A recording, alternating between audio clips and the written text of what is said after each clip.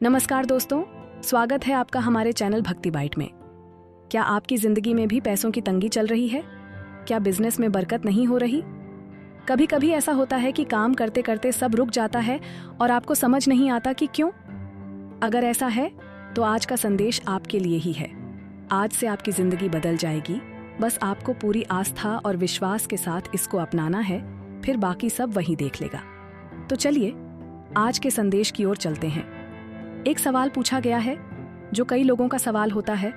घर में गरीबी है, परेशानियां हैं और लोग पूछते हैं कि ऐसा कौन सा मंत्र है जिसे बोलने से गरीबी दूर हो जाए। कभी कभी हमें अपनी गलतियां नजर नहीं आती, लेकिन दूसरों की परेशानियां जल्दी दिख जाती हैं। आज मैं आपको एक ऐतिहासिक घटना बताने जा रही हूँ जिससे कई लोगों के रास्ते खुलेंगे, खासकर वो लोग जो इस वक्त परेशान हैं। साल 1899 की घटना है।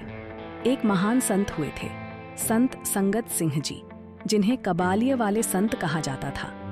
एक दिन वो गुरुद्वारे में प्रवचन देने गए। प्रवचन के बाद जब वो बाहर निकल रहे थे तो एक आदमी उनके सामने हाथ जोड़कर खड़ा हो गया। उसकी आंखों में आंसू थे और वो बहुत दुखी लग रहा था। उसका नाम था अब्दुल करीम।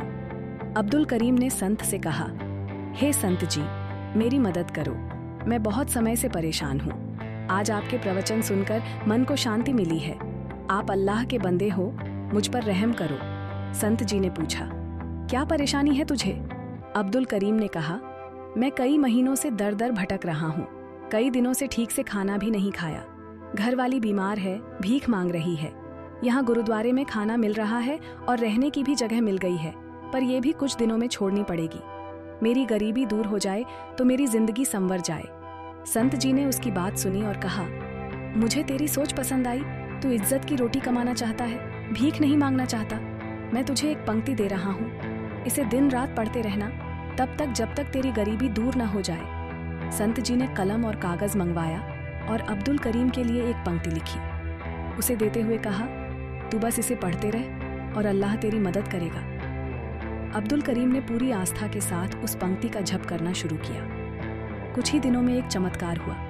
एक फौजी सूबेदार ने उसे काम का प्रस्ताव दिया।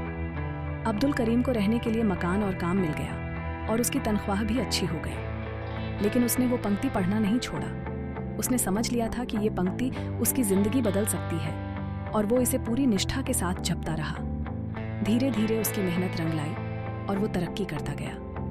अब्दुल करीम का जीवन पूरी तरह बदल गया। वो एक साधारण मजदूर से जमीन का मालिक और गांव का मुखिया बन गया। ये सब उस पंक्ति के जप का असर था।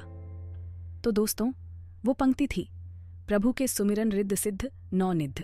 इसका अर्थ है, जो प्रभु का सुमिरन करता है उसे सारी रिद्धियां और सिद्धियां मिल जाती हैं। आप भी इस मंत्र का जप कीजिए और अपनी जिंदगी को बदलते देखिए। बस विश्वास के साथ इस मंत्र का 108 बार जप करें और देखिए कैसे चमत्कार होता है। तो चलिए अब हम इस पंक्ति का जप शुरू करते हैं।